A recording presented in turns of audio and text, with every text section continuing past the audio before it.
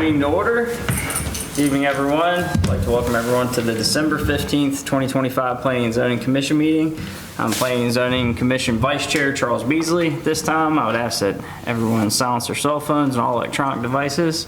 Please note the meeting is being recorded. Apologize for starting a little bit late, but thank you, Chad.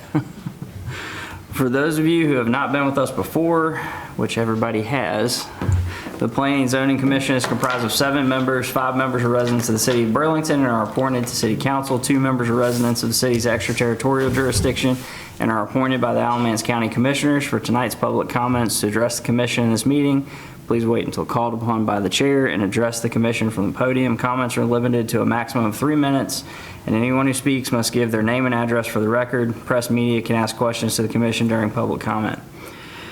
As a reminder, the Planning and Zoning Commission is an advisory board and makes recommendations to the City Council. No decisions are final at Planning and Zoning Commission meetings. Additionally, in the event of a tie vote, 3-3, the motion fails. I'd like to confirm that all Commission staff members and staff are on the agenda are present.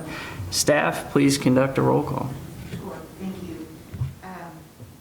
Chair Kirkpatrick is absent.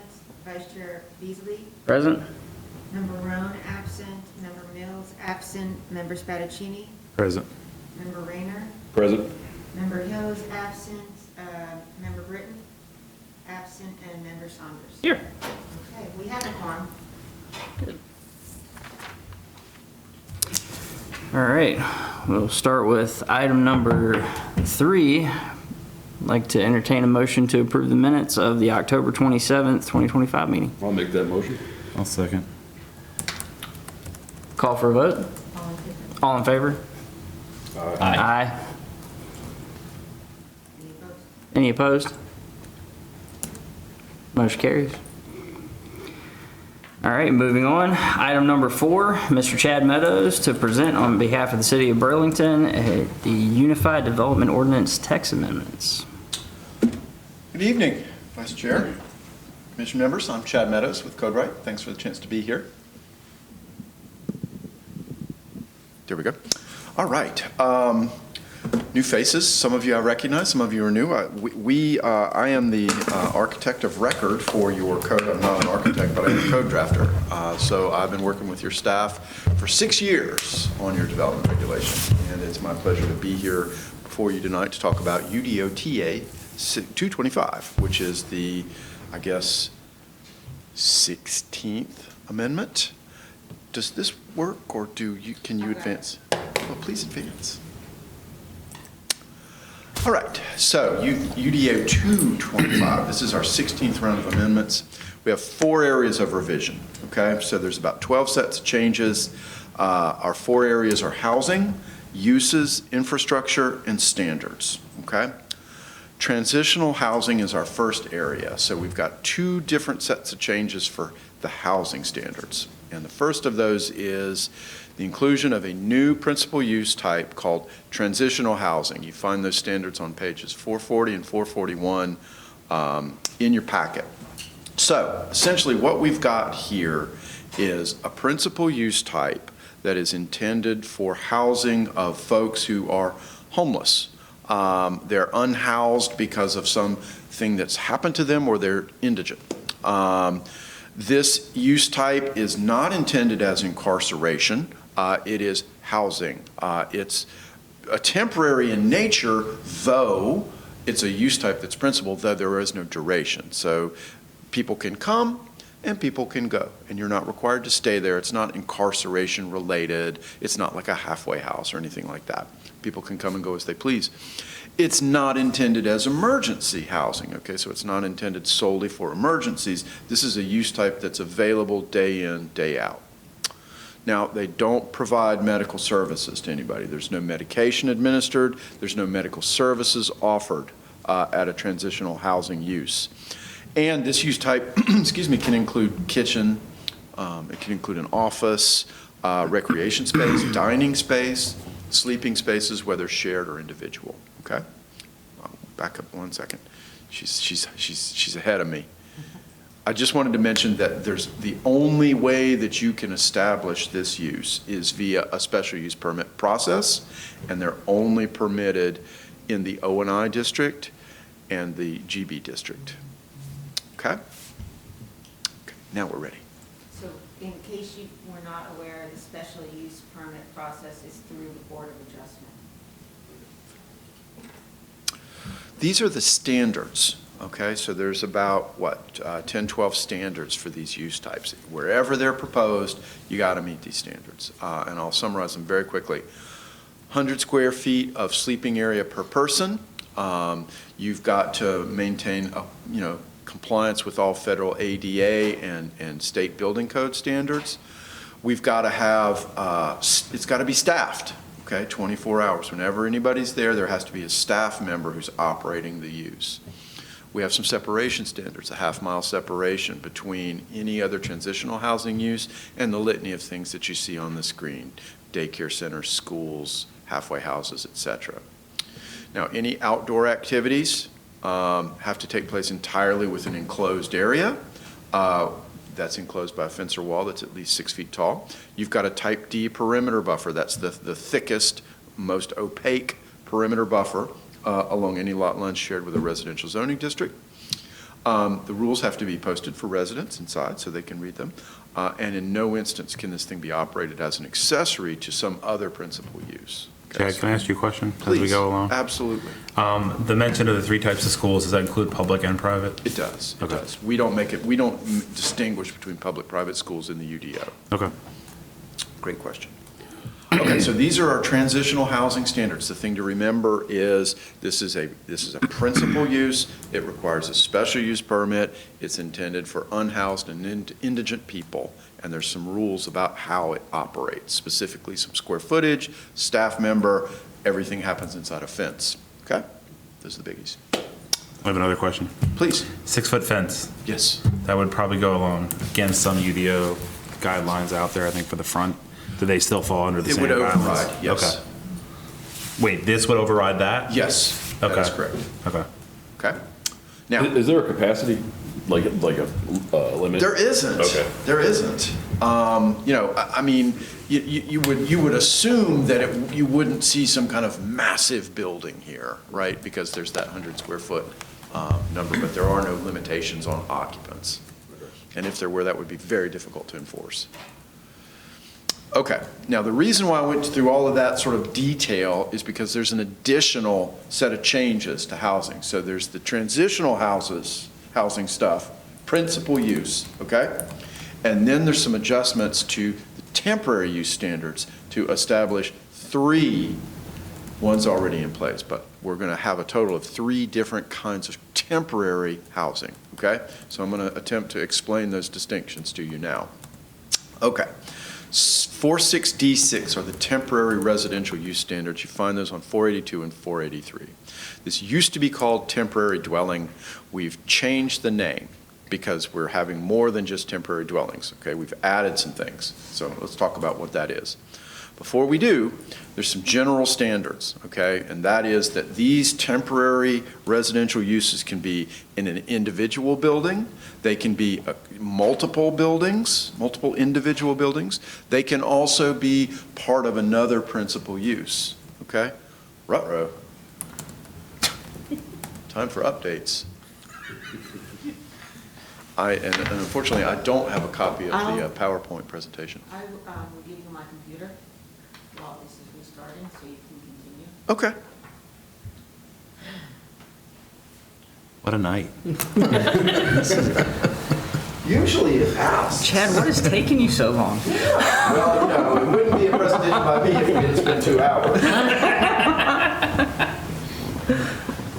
I think James picked a good night to skip. Good or bad night? Which one? Why it would just update, I have no idea.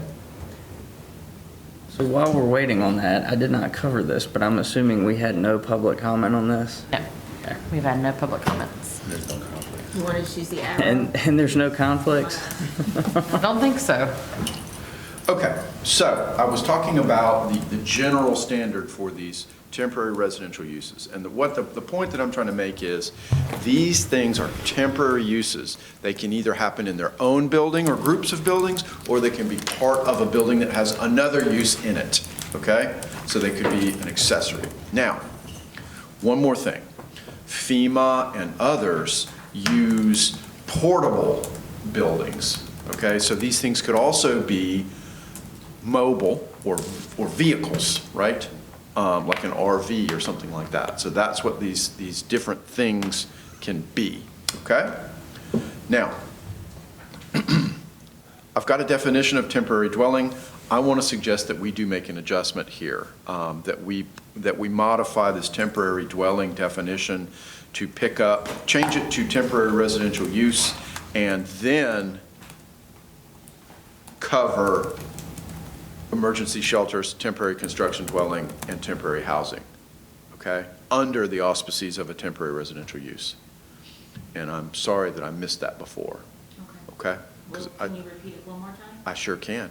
I want to, I would suggest that planning and zoning consider directing staff to amend the temporary dwelling definition to recognize emergency shelters, temporary construction dwellings, and temporary housing, okay? Okay, let's talk about emergency shelters. Now, again, under this temporary residential use type, we have emergency shelters, temporary construction dwellings, and temporary housing. Emergency shelters is new. We've added it. An emergency shelter is something that's operated by a religious institution, a governmental agency, or a nonprofit during an emergency, okay? Like severe weather or a natural disaster or something like that. We define severe weather conditions where the ambient temperature or wind chill is 35 degrees Fahrenheit or below, or above 95 degrees Fahrenheit or above. Technical difficulties. Now, like our transitional housing use types, emergency shelters have to have a staff member on site at all hours when in operation, okay? So those two are similar. Now, emergency shelters are exempted from securing a temporary use permit, but all portions of the emergency shelter have to comply with all applicable state requirements for a residential occupancy, okay? So here are the big differences, right? Transitional housing, principal use, special use permit. Emergency shelter, temporary use, okay, can only be accessory to a religious, governmental, or nonprofit principal use. Both have to be staffed. Transitional housing has requirements for the size and that things happen in fenced areas, outdoor activities. Emergency shelters don't have those standards, okay? Is there a definition to temporary for emergency? There will be. Okay. We're working on that. Okay. I think there is a definition already for emergency. Yes, emergency shelter has a definition. We define severe weather, and there is an emergency definition. I guess I meant like the length of time that it could remain open. It is in place as long as we are under a state of emergency. Okay. And that state of emergency has to be declared either by the city, the state, or the federal government. Okay. Thank you.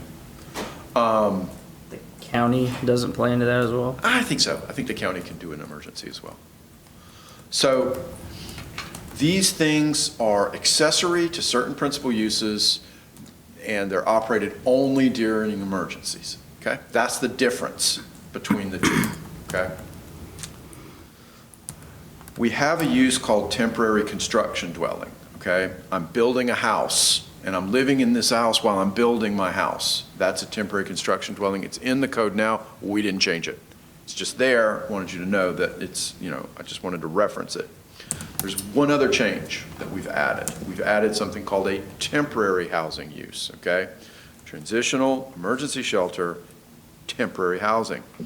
Temporary housing can only be accessory or temporary to another institutional use type, a church, a community center, something like that.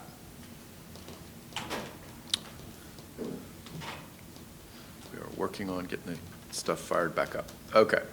Now, Some similarities between transitional housing, temporary housing. What's the difference? One's principal, one's temporary. But they both have 100 square feet of floor area per resident.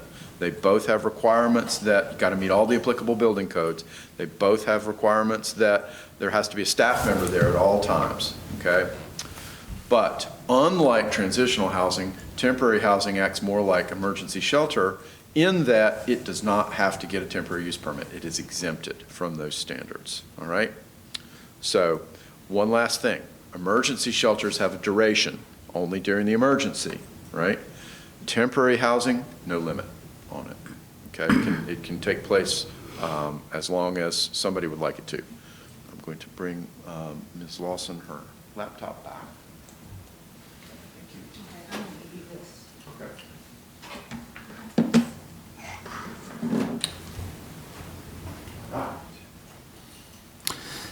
So, probably longer than you wanted to spend on that topic, but it took me some time to get this in my mind about what are the distinctions here and why do we have these things. They are here because this is trying to meet the needs of the community, right? We've structured this to meet needs that exist here, whether it's a permanent principal use or a temporary, and making distinctions between emergency conditions and non-emergency conditions. That's what this is all about, okay? The one thing that I would suggest be changed is that we clarify the distinctions in the temporary dwelling definition, that we define temporary residential uses and specify emergency shelters, temporary construction dwelling, and temporary housing, okay? Okay. All right. We talked about duration, so I don't need to cover that anymore. That's it for our housing stuff. Any questions on housing? Okay. We have some standards for uses, okay? Pretty simple, pretty straightforward. Bulky item sales, 44C12 on page 4-44. We've clarified that setbacks are measured from the street right-of-way, not the pavement edge. Okay, that was, people were not sure about how that was working, and it's supposed to be from the street right-of-way, what your setbacks are. Manufacturing, heavy and light, are subject to the city noise ordinance standards. That's a clarification. It's in there today, but it wasn't 100% clear, so we've clarified it, including a citation to the proper city code reference. Finally, determination of accessory uses, page 4-62. Remember that in some cases you might have a principal use happening on a site and an accessory use too, right?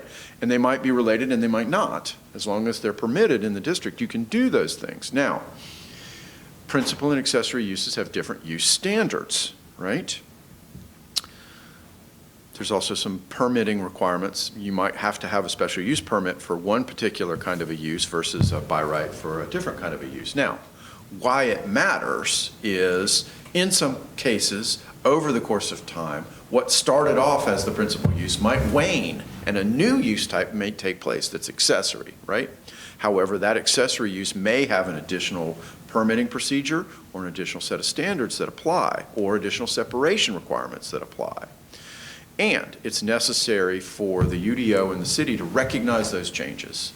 And we needed a bright line test for the city to make that determination. You started as an X, now you're a Y, okay? And that bright line determination is when 51% of your revenue comes from one activity versus the other. 51% or more, whoever is responsible for that 51%, you're the principal use, regardless of how the use was established in the initial, initial start, okay? Does that make sense? Good. Now, the planning director makes a decision if there's no revenue. Some uses are nonprofit or they don't make revenue. Like the code right, we don't make any revenue, if you ask my wife. In any case, in those instances where some uses don't have revenue, then the planning director makes that determination about the bright line between you started as an X, now you're a Y. If there's no revenue test, then we use different tests for how that decision is made, okay? That's it for uses. Let's talk about infrastructure. Street dedication and construction. This is a biggie, okay? Page 6-10. Now this section clarifies that the developer is responsible for dedication and construction of all street requirements across the site's frontage in accordance with whatever city, DOT, or TIA standards apply, okay? So, Whenever you're doing development in Burlington, whether it's on a vacant site or a new subdivision or whatever, okay, you're responsible for the upgrade to the street, at least the half side of the street that abuts your frontage, okay? If there's additional land that needs to be given over because the street's not wide enough, you got to give it. If there's additional paving or curb and gutter or street drainage or sidewalks, you got to put it in, okay? And it's along your frontage. If you got a corner lot, 2 frontages. Got your, you've got 3 sides, 3 frontages. How is it written now? I'm going to defer to staff on that question. I'll pull it up, but I think the language was vague, and this clarifies. It is vague. Where what the developer is responsible for. In other words, the entire frontage. So if it's a corner lot, they would be responsible for both. So how it reads right now, this is 63D 2. The subdivider or developer shall be responsible for the construction and installation of all streets and infrastructure in accordance with the applicable development approval, NCDOT standards in this ordinance, and any applicable state or federal requirements. That's what it says. Okay, and what we've done is add the words along the subject site street frontages and in associated transportation impact analysis if one was required. So those are the pieces that we've added. There's one other piece of language that we've supplemented here just to be sure everybody understands. This is found in chapter 6, which is the subdivisions chapter, right? Okay, so I'm doing a subdivision, I got to put the streets in. Yes, you do. But these street standards in section 6.3 also apply to site plans, okay? So if you're doing a site plan and you need to put in a new street or an extension, you've got to comply with this, okay? So we're clarifying that. Okay, a couple other adjustments for infrastructure. 6.2F easements and 3.1G development and easements in different locations in the UDO. We're clarifying that when permanent structures are proposed in an easement, whether that's a drainage easement, transportation easement, whatever it might be, that if you want to do a permanent structure in that easement, then you need to obtain the prior consent from the easement holder. Okay, so if I've got a Duke Power line easement and I want to put a fence in, I need to get Duke Power's permission to put the fence in the easement, okay? Further, if I don't get Duke Power's permission to put the fence in the easement and Duke Power knocks my fence over in the course of caring for its, electric lines, they don't have to pay. They're not responsible for replacing or repairing the fence because I never got their consent to put the fence in their easement in the first place, okay? So that's what the change is all about. Clarifying you need permission, and if you don't get permission and something bad happens, they don't have to pay to put it back, okay? Okay. Some standards. Now, first of these is parking location. We have some commercial design standards and some mixed-use design standards, and both of those standards have some provisions that pertain to off-street surface parking location, specifically that no more than 50% of the provided parking can be in front of the building. And there were some questions about, what does that mean, in front of the building? Does that mean in front of the building directly, or does that mean sort of streetward of the primary facade line? Okay? And the answer to the question is streetward of the primary facade line. And so what we've done is incorporate this diagram that you see, figure 55B6I, off-street parking location. The orange line is the primary facade line that corresponds to the building, and the limitation on the amount of parking that can be between the street and the building is identified on that diagram. Does that make sense? Okay. You'll note it's a corner lot. You note that the yellow line is not on both sides because it's only the primary facade, the side where the building is addressed from. So could he put 50% of the parking on the side of the lot between the street and the building? Yes, he could. Okay. Can I put more than 50% between, south of the orange line? Answer, nope, I can't. Only 50%. All right. Questions? You guys are smart. I like you better than the old planning board. Jeez. They used to- oh, questions. Okay. Engineering staff wants to clarify that when you are doing, grading and you're making slope or fill, part of the standards in soil erosion sedimentation, 75C2E, are supplemented with a provision that says if you're going to do slope or fill, the maximum slope can't exceed a ratio of 2.5 to 1. Okay, so 2.5 feet for every foot of, 2.5 feet out for every foot up, okay? So if it's 1 foot tall, it can be 2.5 feet across, right? If it's 2 feet tall, it's 5. Got it. All this in math too. Awesome. So that's what this standard is seeking to establish. We are adjusting our sustainability incentives. Remember, these are optional things that applicants can propose. There is a copy of the table 76E on the screen. These are various development practices that are voluntary that an applicant could pursue. And if they chose to pursue one of these, they would need to provide the minimum number of sustainable development practices to mitigate this activity. And so we are suggesting that the required open space set aside be allowed to be reduced by half if and only if the applicant provides at least 2 minimum sustainable development practices from Schedule A and 3 sustainable development practices from Schedule B. So you got to have 5 things. You pick the 5. If you give us the 5 and staff approves it, then you can reduce your amount of required open space by half. Okay? Again, trying to incentivize this. I will tell you that there are some other local governments in the triangle who have gone into these standards and changed from 1, 2, or 3 dwelling units per acre to 10, 20, or 30 units per acre. So our standards on the density bonus is a little bit low.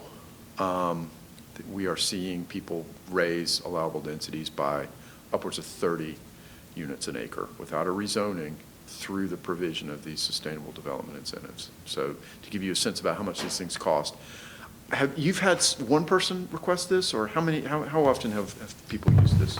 For the sustainability incentive? Several. Yeah, Fantastic. We're getting a lot of. Cool. A lot of interest in it. And so for the jurisdictions that have increased it substantially, are they also increasing the numbers No. of A and B? Nope.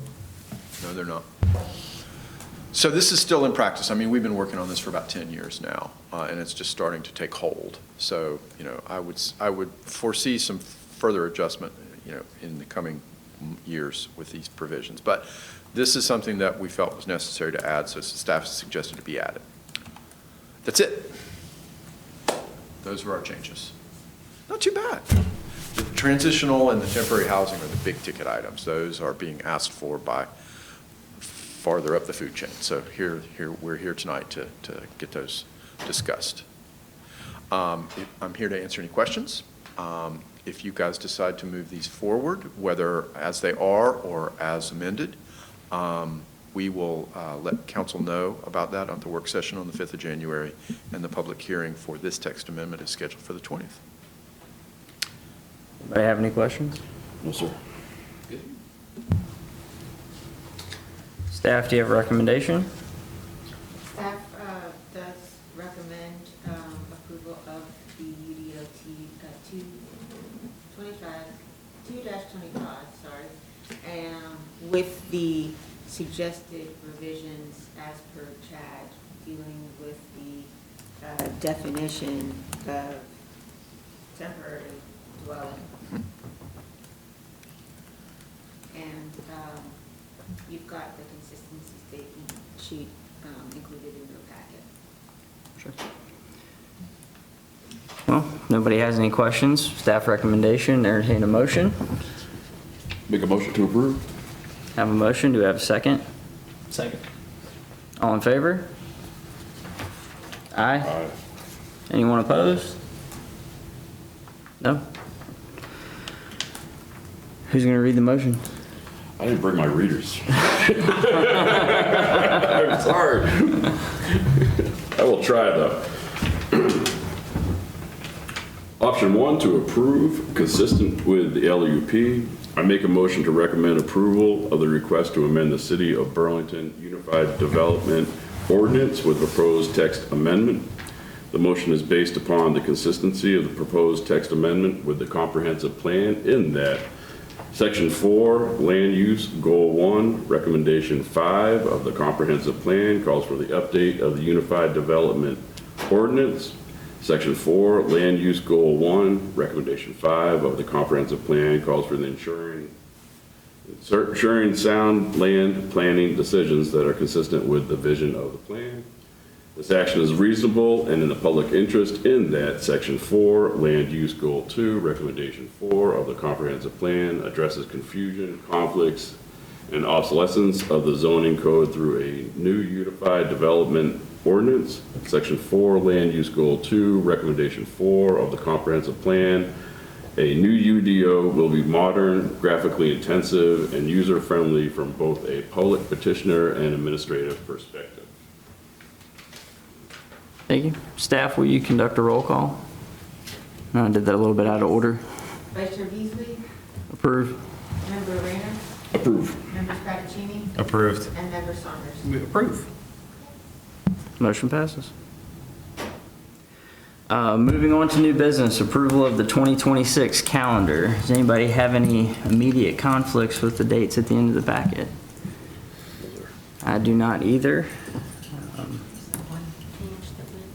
That was for VOA. Would this be an item we need to motion to approve as well? I would. Okay. I'll entertain a motion to approve the 2026 Planning and Zoning Commission meeting calendar. I'll make a motion. Do we have a second? I'll take second. We're good? Motion passes. Staff, anything else tonight? Yes, sir. Motion to adjourn? I'll make that motion.